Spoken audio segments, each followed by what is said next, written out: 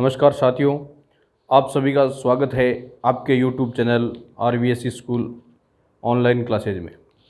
मैं सुखलाल आज आपके सामने लेके आया हूँ नया टॉपिक प्रत्यय।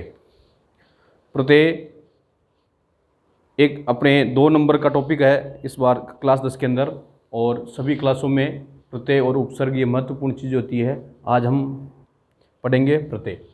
प्रत्यय की देखो परिभाषा क्या होती है, धातु अथवा प्रातिपदिक। प्रातिपदिक बोलते हैं धातु और शब्द को, यानी कि धातु और शब्द के अंत में जो प्रयोग किया जाता है उसे हम प्रत्यय कहते हैं। यानी कोई शब्द है या धातु है उसके अंदर जो हम प्रयोग करेंगे अंत में उसको हम प्रत्यय कहेंगे। प्रत्यय कितने प्रकार के होते हैं? प्रत्यय 3 प्रकार के होते हैं, कृत प्रत्यय, तद्धित प्रत्यय और स्त्री प्रत्यय। कृत प्रत्यय वो होते हैं जिन प्रत्ययों का प्रयोग धातु या क्रिया के बाद में किया जाता है उसे हम कृत प्रत्यय कहते हैं। और इसके जैसे उदाहरण है क्री तव्यत, इसका बनेगा कर्तव्यम। पट प्लस अनियर पठनीयम, ये तो हुए हमारे कृत प्रत्यय। और तद्धित प्रत्यय हैं, तद्धित प्रत्यय हैं वो जो शब्दों के बाद में लगते हैं। तद्धित प्रत्यय क्या होते हैं? जो शब्दों के बाद में लगते हैं उसे हम तद्धित प्रत्यय बोलते हैं। स्त्री प्रत्यय वो होते हैं स्त्रीलिंग से पुल्लिंग बनाने में जो काम आता है उसको हम स्त्री प्रत्यय बोलते हैं। तो आज हम पढ़ेंगे कृत प्रत्यय। तो कृत प्रत्यय परिभाषा आपको मैंने बताई है कि जिन प्रत्ययों का प्रयोग धातु क्रिया के बाद में किया जाता है उसे हम कृत प्रत्यय कहते हैं। और इसके उदाहरण भी देखे थे हमने, जैसे कृतव्यम और पठनीयम। अब हम देखेंगे जैसे कृत प्रत्यय कौन कौन से होते हैं। मतुप है, कत इक्त्वा है, लेप, सानच, तव्यत, अनियर, स्त्री आदि हमारे कृत प्रत्यय हैं। अब हम देखेंगे इसमें पहला मतुप प्रत्यय।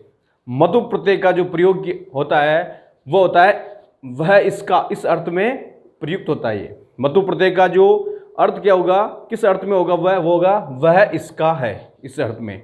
और मतुप में मत शेष रहेगा। मतुप प्रत्यय में मत शेष रहेगा और मतुप में से उ और प की क्या हो जाएगी, इत संज्ञा होकर लोप हो जाएगा।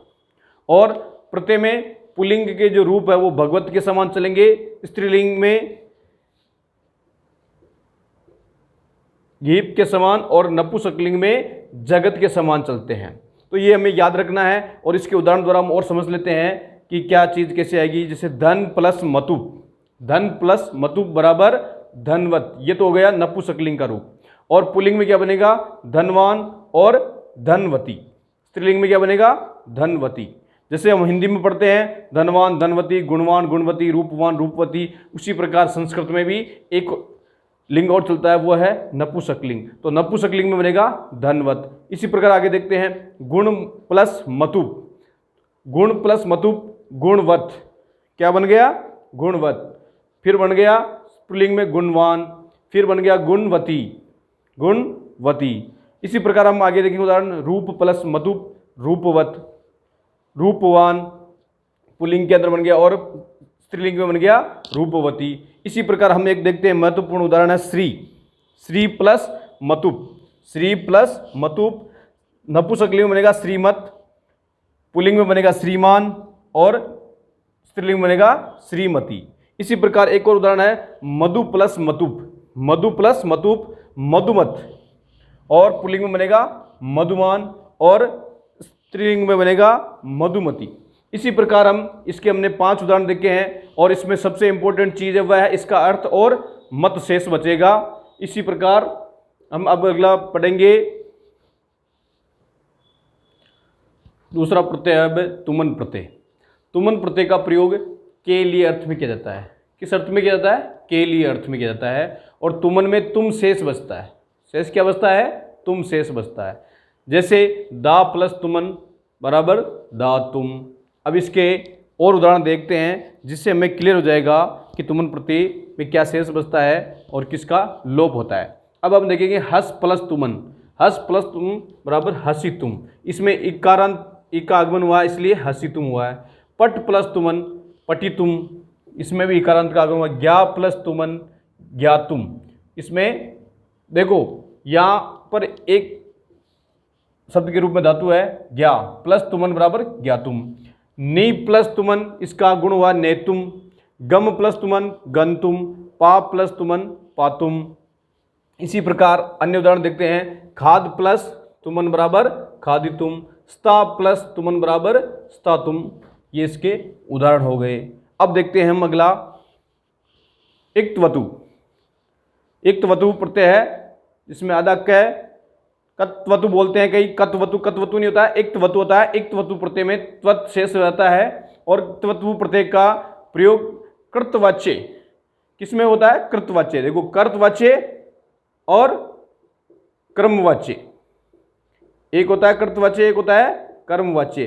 कृतवाच्य में यानी जिसके अंदर कर्ता प्रधान होता है, जिस वाच्य के अंदर उसे कृतवाच्य बोलते हैं, जिसमें कर्म प्रधान होता है उसे हम कर्मवाच्य बोलते हैं। कत्वतु इक्तवतु प्रत्यय का प्रयोग भूतकालिक अर्थ में किया जाता है। कौन से अर्थ में किया जाता है? भूतकालिक अर्थ में होता है। जैसे इसके उदाहरण देखते हैं। गम प्लस इक्तवतु बराबर गत्वत है, ये नपुंसकलिंग का रूप है। फिर पुल्लिंग का रूप देखेंगे तो गतवान, स्त्रीलिंग का देखेंगे तो गतवती। ये तीनों रूपों में, तीनों लिंगों में चलता है। इसीलिए हम देखेंगे इसके उदाहरण।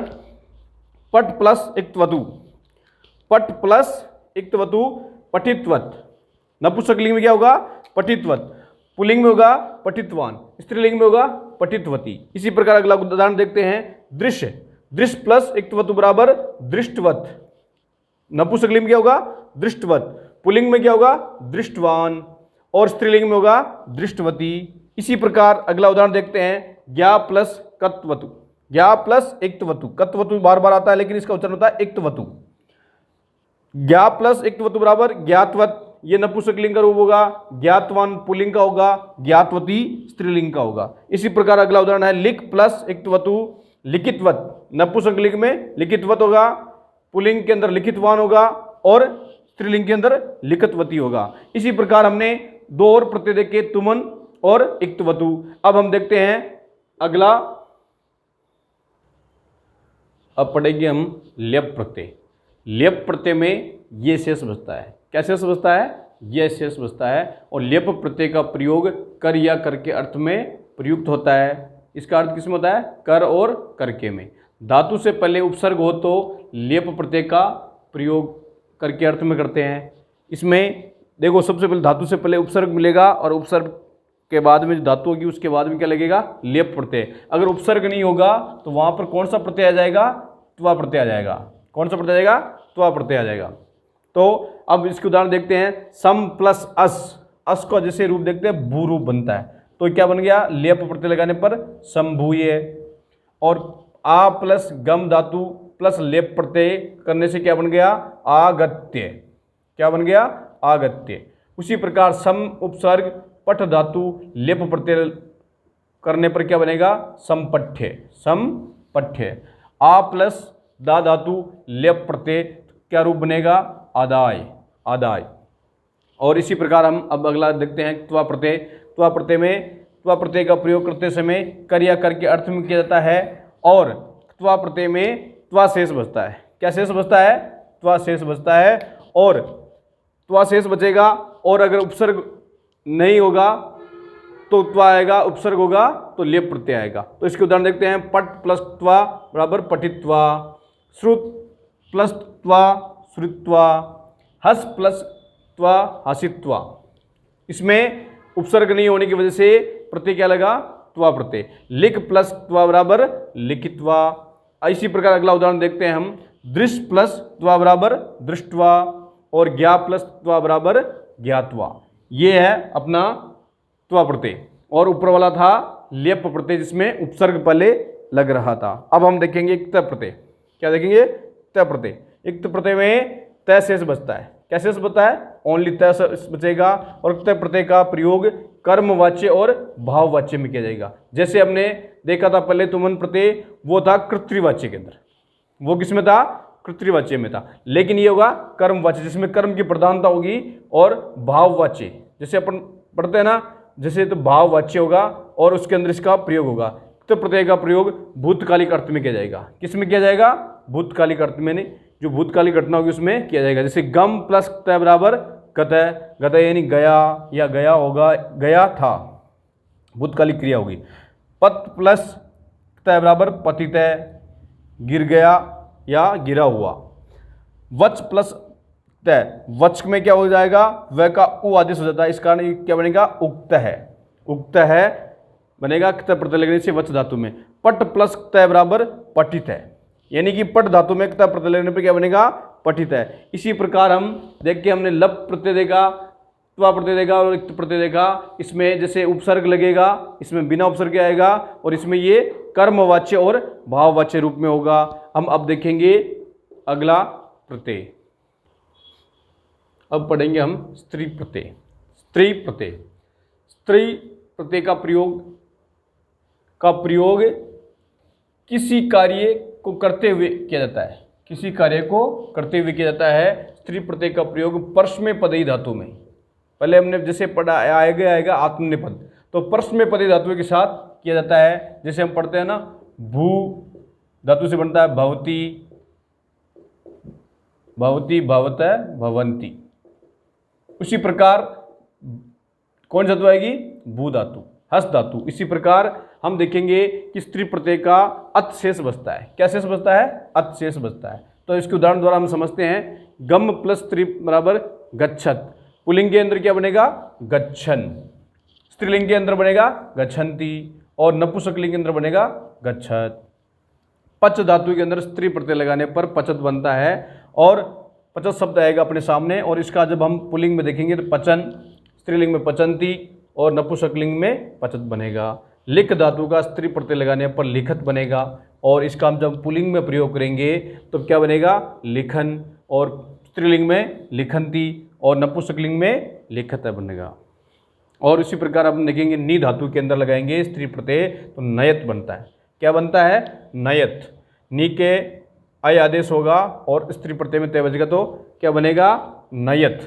नयन बनेगा पुल्लिंग के अंदर, स्त्रीलिंग में बनेगा नयंती और नपुंसकलिंग में बनेगा नयत। इसी प्रकार भू धातु के अंदर स्त्री प्रत्यय लगाएंगे तो भवत बनेगा, और जब पुल्लिंग के अंदर आप इसका प्रयोग करेंगे तो भवन, भवंती, भवत्य बनेगा। इसी प्रकार हमने इसमें देखा क्या महत्वपूर्ण चीज़ देखी, परस्मैपदी धातु। क्या देखी थी अपने, परस्मैपदी धातु देखी, जो कि हमें परस्मैपदी धातु देखेंगे हम, गम, पच, लिख, नी और भू। इसी प्रकार हम अगला प्रत्यय देखते हैं, सानच प्रत्यय। सानच प्रत्यय का में क्या शेष बचता है, आन शेष बचता है। लेकिन देखो आन बचेगा, लेकिन इसमें क्या होगा, मैं का आगम होगा, मैं लगने से क्या बन जाएगा, मान। क्या बन जाएगा, मान बन जाएगा। तो मान बन जाएगा, तो अब जो भी हम रूप देखेंगे उसमें मान अंत में आएगा। सानच प्रत्यय का प्रयोग आत्मनेपदी धातु में किया जाता। हमने ऊपर पढ़ा था परस्मैपदी धातु, इसमें आएगा आत्मनेपदी धातु आएगा। और आत्मनेपदी धातु कौन सी है, जैसे हम देखेंगे ये परस्मैपदी धातु थी, गलत लिखी गई थी, पच वृत्त यज क्री। तो हम देखेंगे पच प्लस सानच पचमान, पचमाना पचमानम। वृत्त प्लस सानच बराबर वर्तमान है, वर्तमाना वर्तमानम। इसी प्रकार यज देखेंगे, यज प्लस सानच यजमान है, यजमाना यजमानम। क्री प्लस सानच कुर्वाण है, कुर्वाणा कुर्वणम। इसी प्रकार हमने देखा इसमें इंपॉर्टेंट चीज क्या थी, आत्मनेपद, और अंत में क्या था, मान, माना और मानम। ये चीज हमें याद रखनी है कि परस्मैपदी धातु लगेगी स्त्री प्रत्यय में और सानच में लगेगी आत्मनेपद धातु। अब हम अंतिम प्रत्यय देखेंगे कृदंत का। अब अपना कृत प्रत्यय का अंतिम प्रत्यय है अनियर। अनियर प्रत्यय का प्रयोग करते हैं चाहिए या योग्य अर्थ में। अनियर का अनीय शेष रहता है, क्या शेष रहेगा, अनीय। और अनियर में जो पुल्लिंग के रूप चलेंगे वो राम के रूप की तरह चलेंगे, स्त्री के बनेंगे रमा के रूप की तरह चलेंगे, और नपुंसकलिंग फल रूप की तरह चलेंगे।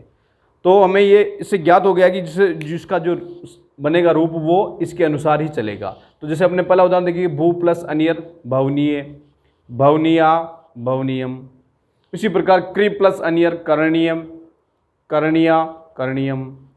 पच प्लस अनियर पचनीय, पचनीया पचनीयम।